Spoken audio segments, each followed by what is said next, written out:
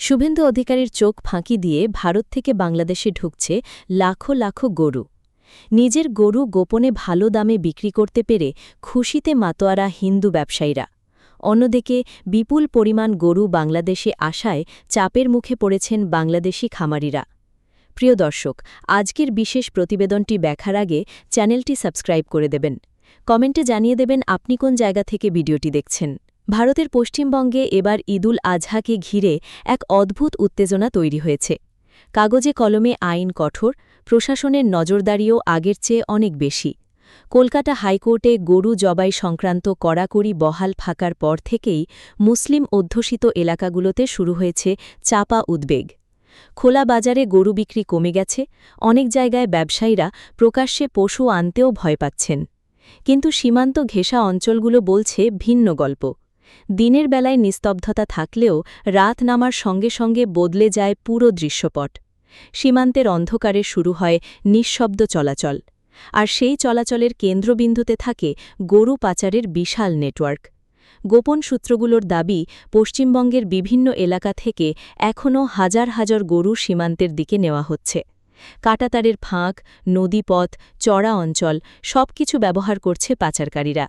সীমান্তের কিছু অংশ নাকি এমন পরিস্থিতি তৈরি হয়েছে যেখানে এক রাতেই শত শত গরু পার করার চেষ্টা চলে। স্থানীয়দের ভাষায় এটা আর সাধারণ ব্যবসা নয়, এটা এখন জীবন মৃত্যুর খেলা। কারণ প্রতিটি চলাচলের সঙ্গে থাকে ধরা পড়ার ভয়, বিএসএফের টহল, এমনকি গুলির ঝুঁকিও। তবুও থেমে নেই এই কারবার। কোটি কোটি টাকার লাভের আশায় রাতের অন্ধকারে সক্রিয় হয়ে ওঠে দালাল, বাহক আর সীমান্ত সিন্ডিকেট। সবচেয়ে ভয়ঙ্কর বিষয় হল এই পুরো নেটওয়ার্কটা চলে অত্যন্ত গোপনে। সীমান্তের আশেপাশের গ্রামগুলোতে এখন ফিসফিস করে শুধু একটাই কথা, আইন যত কঠোর হচ্ছে পাচার তত গভীরে যাচ্ছে। অনেকেই দাবি করছেন ওপারে কড়াকড়ি বাড়ার কারণেই বাংলাদেশমুখী গরুর প্রবাহ আরও বেড়েছে। কারণ কুরবানির মৌসুম ঘিরে বাংলাদেশের চাহিদা বাড়ে, আর সেই সুযোগটাই কাজে লাগায় পাচার চক্র। মাঝরাতে ট্রাক থামে নির্জন জায়গায়, তারপর ছোট ছোট দলে ভাগ হয়ে শুরু হয় সীমান্ত পাড়ের মিশন। কেউ নদী পাড়ি দেয়, কেউ কাঁটাতার কেটে পথ তৈরি করে। প্রতিটি মুহূর্তে থাকে আতঙ্ক। তবুও টাকার মোহে ঝুঁকি নেয় অসংখ্য মানুষ। এখন সীমান্তের বাতাসে যেন অদৃশ্য এক যুদ্ধের গন্ধ। একপাশে আইন, টহল আর কড়া নজরদারি, অন্য পাশে কোটি টাকার গোপন বাণিজ্য। প্রশ্ন উঠছে, এত নিরাপত্তার মধ্যেও কিভাবে এই বিশাল নেটওয়ার্ক সক্রিয় থাকে? কারা দেয় নিরাপদ রুট?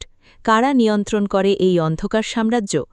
সীমান্ত এলাকার মানুষ বলছে, রাত গভীর হলেই দূরে ভেসে আসে গরুর ডাক, আর সেই ডাকের সঙ্গে মিশে থাকে ভয়, রহস্য আর মৃত্যুর আশঙ্কা। যেন কাঁটাতারের দুই পাশে চলছে নিঃশব্দ এক ঝিলা, যেখানে প্রতিটি রাত নতুন অভিযানের গল্প লিখে যায়। গোপনে হলেও গরু বিক্রি করতে পেরে পশ্চিমবঙ্গের অনেক হিন্দু পরিবার অত্যন্ত বড় ক্ষতির হাত থেকে বাঁচার চেষ্টা করছেন। বছরের পর বছর নিজের সন্তানের মতো যত্নে বড় করা পশুটি প্রকাশ্যে বাজারে তুলতে না পারলেও রাতের অন্ধকারে বা গোপন চ্যানেলের মাধ্যমে বিক্রি করে পাচ্ছেন মোটা অঙ্কের টাকা। হয়তো আগের মতো বিশাল লাভ নেই, কিন্তু এই টাকাটাই এখন তাদের শেষ ভরসা। কারণ গ্রামের বহু পরিবারের কাছে একটি গরু মানে শুধু পশু নয়, এটা তাদের সঞ্চয়, ভবিষ্যৎ আর কঠিন সময় টিকে থাকার একমাত্র অবলম্বন। অনেক কৃষক বলছেন, গরুটা বিক্রি না হলে আমরা শেষ হয়ে যেতাম। কেউ সেই টাকা দিয়ে পুরনো ঋণ শোধ করার পরিকল্পনা করছেন, কেউ ব্যাংকের কিস্তি মেটাবেন, আবার কেউ বছরের পর বছর ধরে জমে থাকা দেনার বোঝা নামাতে চান। সীমান্তের কাছাকাছি এলাকাগুলোতে নাকি এমন বহু পরিবার আছে যারা পুরো বছর শুধু এই কুরবানির মৌসুমটার অপেক্ষায় থাকেন। কারণ এই সময় গরুর দাম কিছুটা বাড়ে, আর সেই বাড়তি টাকায় সংসারে একটু স্বস্তি আসে। কিন্তু এবার কড়াকড়ির কারণে সবকিছুই হয়ে গেছে অনিশ্চিত, আর সেই অনিশ্চিততার মধ্যেই গোপনে বিক্রি হয়ে উঠেছে শেষ রাস্তা। সবচেয়ে আবেগঘন দৃশ্য দেখা যাচ্ছে দরিদ্র পরিবারগুলোর মধ্যে। কারো মেয়ের বিয়ে আটকে আছে শুধু টাকার অভাবে, কারো ঘরের চাল মেরামত হয়নি বছরের পর বছর। এমনও পরিবার আছে যারা ভেবেছিল এই গরু বিক্রির টাকাতেই মেয়ের গায়ে বিয়ের শাড়ি উঠবে। কেউ হয়তো ছেলের পড়াশোনার খরচ যোগাবেন, কেউ অসুস্থ মায়ের চিকিৎসা করাবেন।